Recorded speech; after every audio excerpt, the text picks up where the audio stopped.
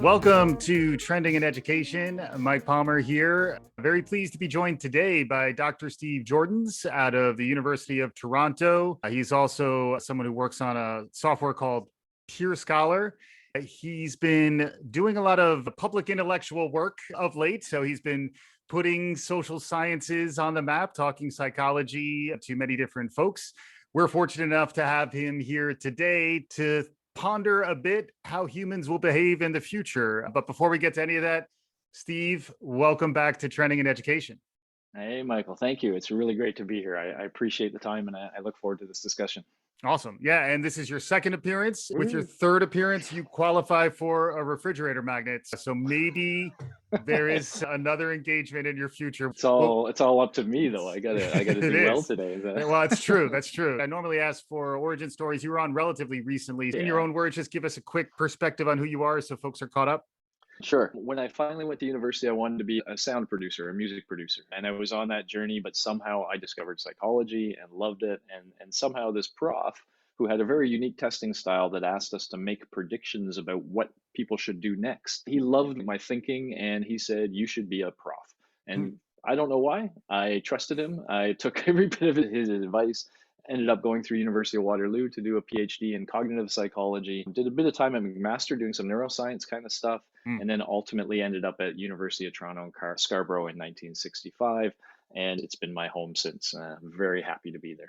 In 1965? Sorry, 1995. Okay. Good catch there. I was born in 1965. And I'll just say after that, I was doing a lot of work on memory and attention, classic, laboratory kind of stuff. But at the same time, I was teaching. And I really realized then that I just love teaching. And in fact, I love teaching big classes, which is strange because I kept hearing big classes are bad classes. I didn't like that. So eventually my research switched and I'm now director of the Advanced Learning Technologies Lab. And our whole goal there is to try to harness great educational processes in technologies so that we can use them at scale and in some cases even magnify their impact. Yeah. And so that's a fun thing now. My mantra is it may be a big class, but it's going to be the best darn class that students have. I work hard to make that true. Yeah. And I remember you talking really big, like upwards of 1,000. And then we touched on that too. A lot of the peer-to-peer is how you can scale that. That's part of what you've done with PureScholar, among other things. Yep. It's an alternative form of assessment. It just allows the students to have really deep interactions with each other and focus on things like writing and critical thought.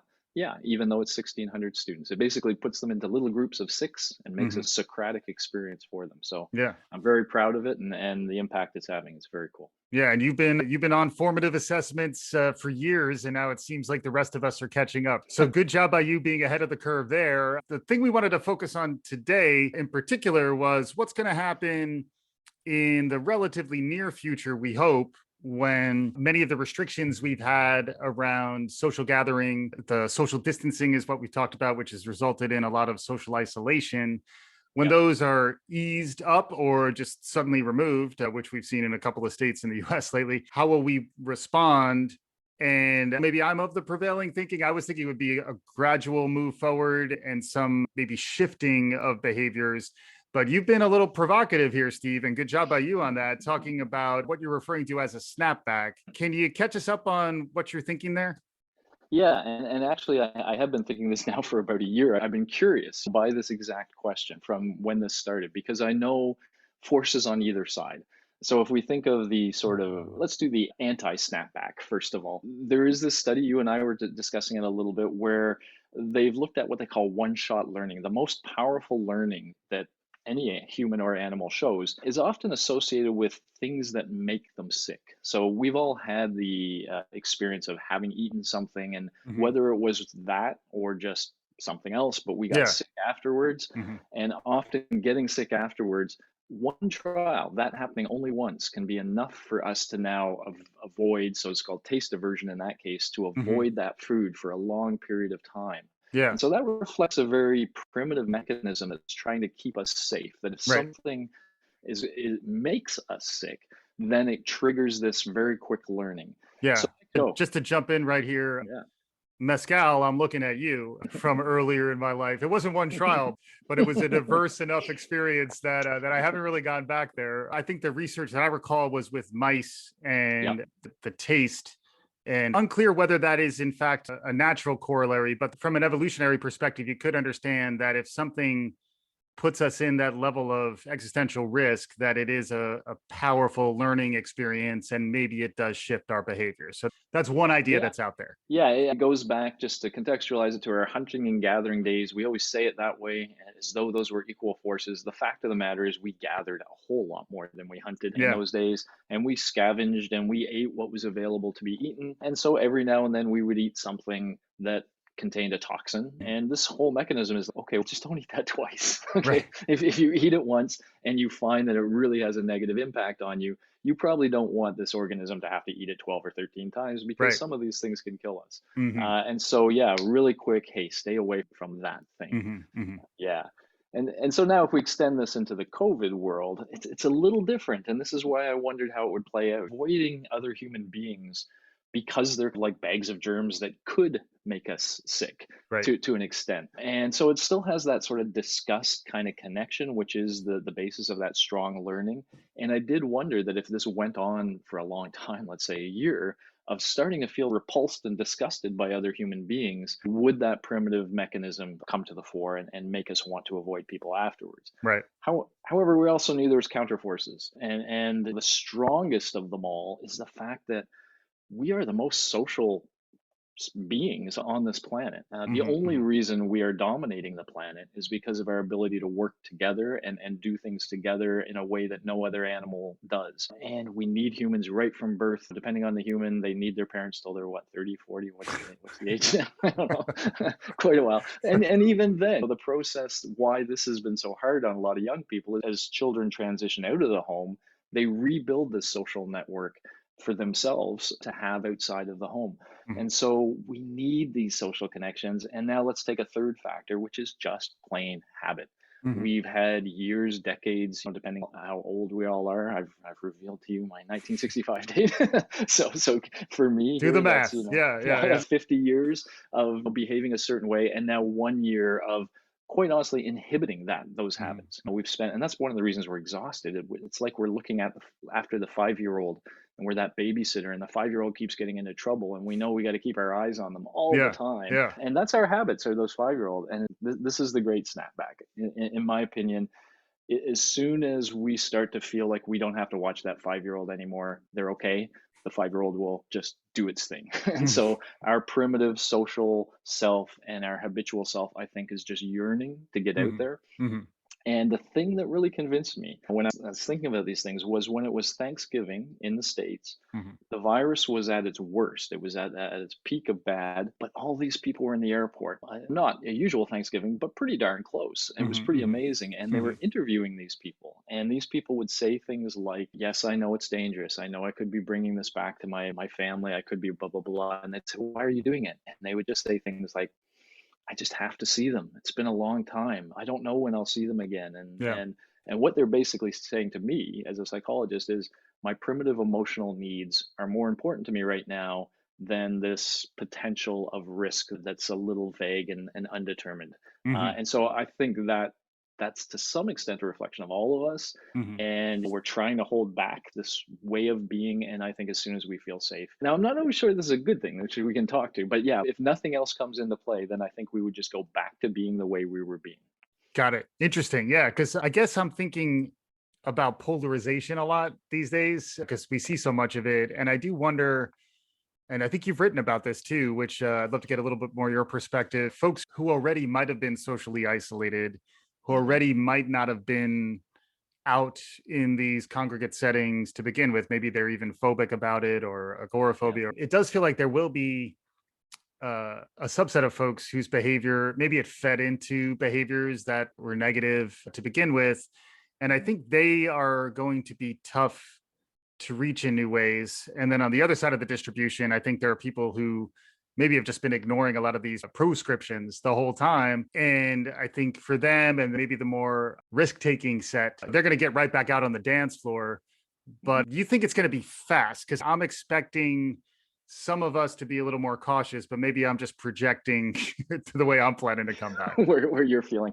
Yeah, I do think obviously you can never in psychology propose anything where every human being is going to do things. You can look at the pockets and there's whatever. So I am talking in a general sense. Yeah. And one of the questions I guess you could say is if we looked at a Raptors game 6 months from now, would people pack in there shoulder to shoulder 6 months Hmm. from now? Hmm. My prediction is if you look on TV, they will. Yeah. So on a whole, we will see what will look like normal old behavior. But Hmm. I Hmm. think you're absolutely right. This experience has been different depending. I say it this way sometimes. Yes, we're all in the same boat. Well, we're not in the same boat. We're in the same storm, but we're in Mm. different boats. And Mm. and some of us have really trying times right now, really challenging times. Some of us are really fearful. If you have a pre-existing health condition or you're of that age or whatnot, this hasn't just been about follow the rules to help other people. It's Mhm. been about this thing could kill me. And if you've really felt that existential threat, I think then you're going to be a little more cautious. So, Mhm. so Mhm. yes, I think some of us, and I'll even put myself in that camp. I don't feel a need to be out there quite so much, and so I might be a little more gradual. You bring that great live music show that I really want to see, I'll probably be out there.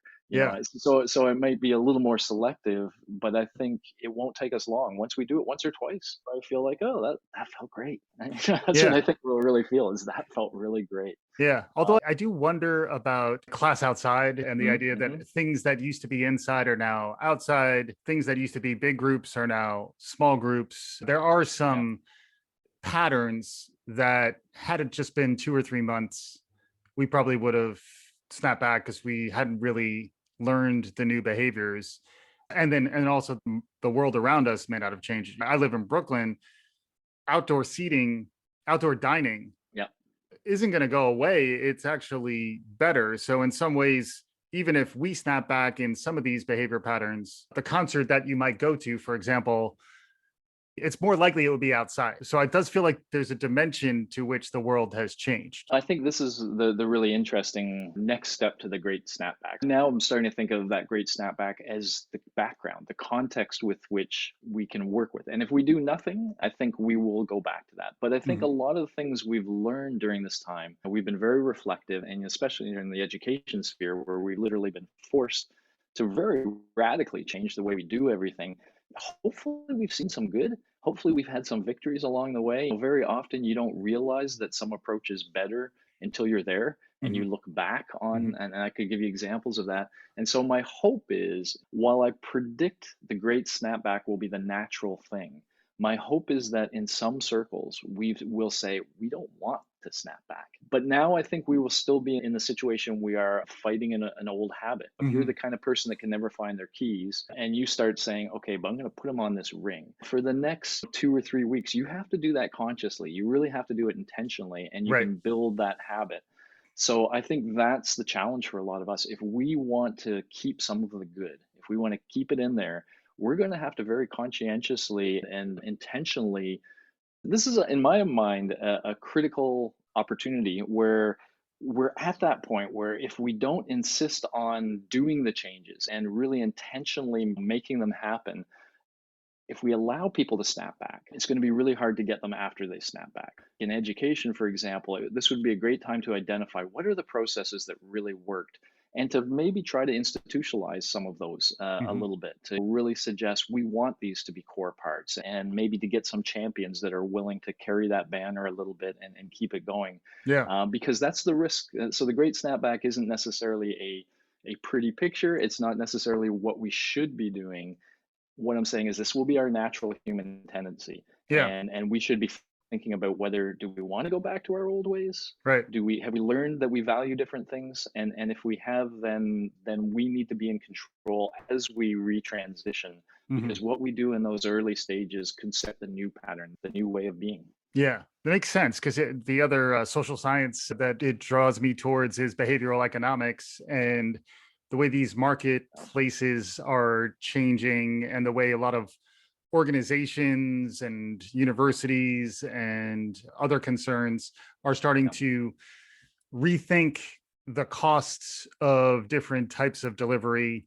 yeah, And the three-legged stool that I talk about a lot is working from home, Yeah. learning from home, and then telemedicine, which I guess is going to the doctor from home. But Yeah. like those three things feel like going all the way back would be difficult in a lot of contexts, because going digital opened up access Yeah. and convenience and economies that weren't there in the previous model. So you almost needed the meteor strike to Yep. shake up the system. And at least in Yep. those cases, I think the market may respond, and then our behavior will respond to the market.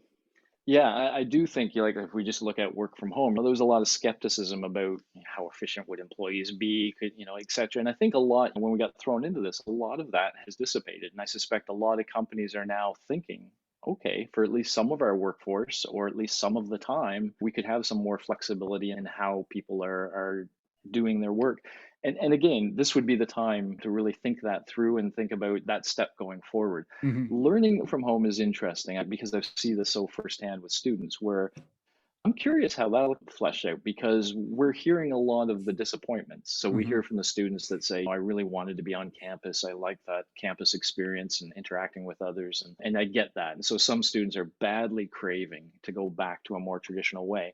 But I wonder if, like the working from home, if there aren't some other students that have found a way to make this work, if they Yeah. have good personal management skills and they say, I actually like this. This Mhm. allows me to do whatever. So it'll be really fascinating to see against this backdrop of the tendency to just go back to the way of being, how these new experiences we've had and the new knowledge we've gained does actually come in and shape things and make institutions and such a little different. Socially, I think we're going to snap back, but institutionally, I don't know if we want to. Yeah. And I think we should be thinking that through right now. This is the time because it's going to happen in months where we're Yeah. going to go back. Yeah, I Yeah. think so. I'm with you. I think, especially when you say the social component, because I would expect bars and music venues and Yeah. stadiums to be packed to the gills, even parks. And what I'm curious about is really the market opportunities around that, where like what innovation can be layered in to those experiences, because we do think a little bit differently now about Hmm. things like virtual reality, other trends that were accelerating anyway. And Yeah. then in some ways, even this is a very local New York statement, but even the fact that like LaGuardia Airport is no longer a dump, like it's going to feel like we're living in the future. And I feel like people who are trying to design for that are going to be bringing some new elements of a futuristic take on the public space, because I think the way we think about public space, the fact that we think about public space so much, I don't think we stop doing that. I think we'll always have a sense of density that may tie back to that one shot learning, Yeah. even though we generally forget about it. I think there is more of an awareness. I certainly have more of an awareness of crowds that I don't think I'm going to let up. And then I think people will be designing spaces to allow for a little more room. Does that make Yeah. sense? It does, and although a lot of our discussion, what I'm thinking and what I how I phrase this to people sometimes is we really are two people, and we are the emotional core. So our Mhm. limbic system of our brain, the system that every creature has, Mhm. is ancient, it's primitive, and it's there to keep us alive. That's where some of this disgust stuff may come from, by the way, that kind of learning. Yeah. And then we have the frontal lobes, which are our thinking, our rational kind of thing. And they're the new kid in town, evolutionarily speaking. And Mhm. they are just continually swamped by the emotion. So the emotion can just take over at any point in time. Yeah. So I think rationally and maybe a little bit on that queasy worry side, I could see you in a crowd where you're starting to think those thoughts. My prediction is if that crowd represents an activity you really love Mhm. emotionally, and Yeah. if it especially involves people you really enjoy being with, you will find that worry will not be there very Yeah. long. And that as you start interacting with people, it'll just feel, when you have the fan on over the stove and you don't hear the fan after a while, but Yeah. until you turn the off button and then it's just like angels sing. And so that's what I predict is we're going to go into one of these situations. We're going to have that nerves, that anxiety, Yeah. and then we're going to fall back into that old way of being. And it'll be like, oh, thank goodness we're Yeah. here. Yeah. Uh, Like it's funny as you're talking, it makes me think about the way I think about the New York City subway system versus going to City Field to watch a Mets game. So when I'm at the stadium, I'll forget about it. But I just yeah, think when I'm in that high density thing that I have to yeah, go through, and then am I even going to take the subway or am I going to get there in a different way? Maybe people are biking more. I'd love to get a Yep. little more perspective from you on that. Is there anything new emerging that you're noticing? So the snapback is like human psychology, particularly on the social side. But Yep. is there anything that it's been over years, things change? They would have changed had we not had the pandemic.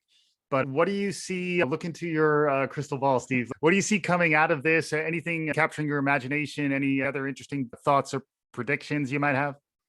Yeah, you can always look at this at different levels. I think institutionally, this is a great chance. There's this notion of kicking the hive. Every now and then you need, something to kick us and make us step back and relook at things. And I think a lot of institutions will be doing that. I wonder if a lot of people will be doing that at a personal level as well. As you say, one of the weird things is so many people got forced into nature all of a sudden. They would go shopping on a Saturday, but you can't go shopping. Hmm. And so I live right along the lake here, Lake Ontario, and there's a waterfront trail, and it's never been busier than it is now.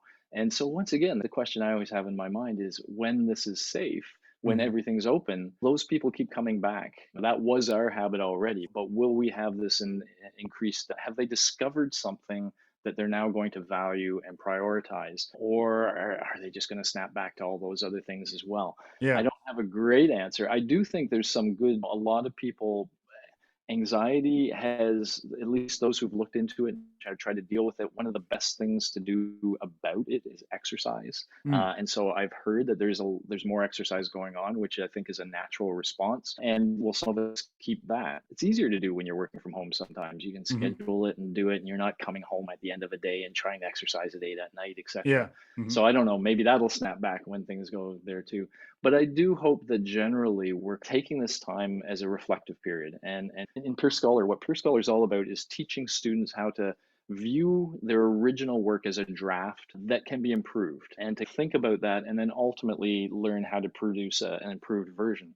I think we could almost all think we could stop and say, okay, pre-pandemic, let's call that a draft. How was I living the 2 years before the pandemic? Hmm. Do I like the way I was living? If I look at that again, are there things that I would change? And maybe this is an opportunity post pandemic to try to do some of those changes, to try to Hmm. implement those.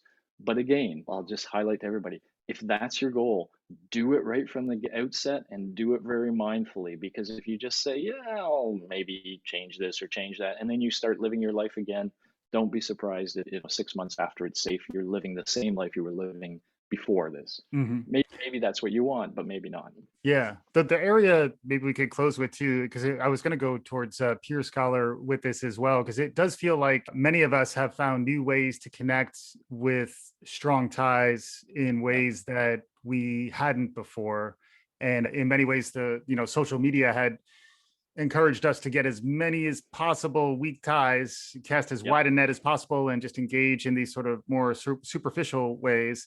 Yep. And it does feel like this existential threat of the pandemic, combined with the fact that it's preying on the elderly, we have to be very thoughtful about when we get time with the people we love. It does feel like that shared experience is profound. And I'm hopeful about some of those elements, at least among your strongest connections, those of us who are fortunate enough to have them. Loneliness Yeah. is a huge problem these days, which I Yeah. know you've talked about. But it does feel like there is, in some ways, we've deepened the connection to the very foundation of our social experiences in a way that could be a silver lining in light of everything that we've just been through. Yeah, I think we've all learned that thing. The way I sometimes say it to people is I've been encouraging people to rediscover the telephone, the old school telephone, or our podcast has actually all the same qualities that I'm going to talk about. I'll say to young people, you watch Stranger Things, you see those kids on the 80s on their phone for 3 hours. That's what we did. And when you think of a phone conversation or a podcast, you've got the words, that's the message. But then you've got all of the sounds of the voice. So first of all, when we use the phone, we pay attention to one another. We actually attend to the phone. That's important. But then we do things like I can say to you, man, I was out walking the other day and there was this group of people that just walked right at me and gave me no place to go. And I had to walk through them. If you just go, some sound like that, no Yeah. word at all. What that tells me is, man, I've been there. I feel what you're feeling. That's annoying. Yeah. And that is the emotional, and it's so pure on a telephone or Mm. something like that. Hmm. That's the connection we need. We don't get that by sharing someone's post, or that's what emojis are. But I think most of us have realized that emojis are as contrived. You just smiled when I said no, nobody could see you, but when I said emoji, you just smiled right after. that. And those sort of things, they tell me that you're listening, that you're along the ride with me. And that's what we need. We have this notion, even in teaching, instructor presence. Are they there and do they care? Hmm. If a student feels you're there and you care, they can get engaged. And it's the same way with our close friends. We have to let each other know we're there and we care. Hmm. And I think the telephone is a great medium for that.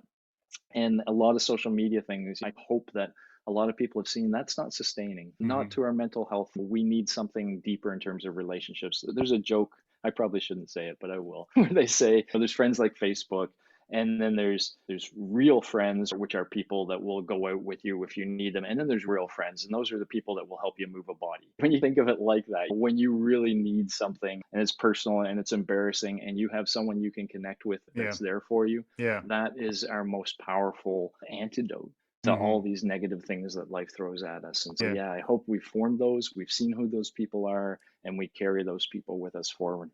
Awesome. Yeah, really good stuff. Dr. Steve Joordens, he's out there on Twitter, he's on YouTube, he's on LinkedIn. He's also making genuine connections with people. He's doing all the great things. Steve, thanks so much for joining us again on Trending in Education. I look forward to bringing you back to see how these predictions played out, and maybe there's a refrigerator magnet in it for you down the road. All right, I can only hope. And for our listeners, we'll be back again soon. Thank you for listening. This is Trending in Education.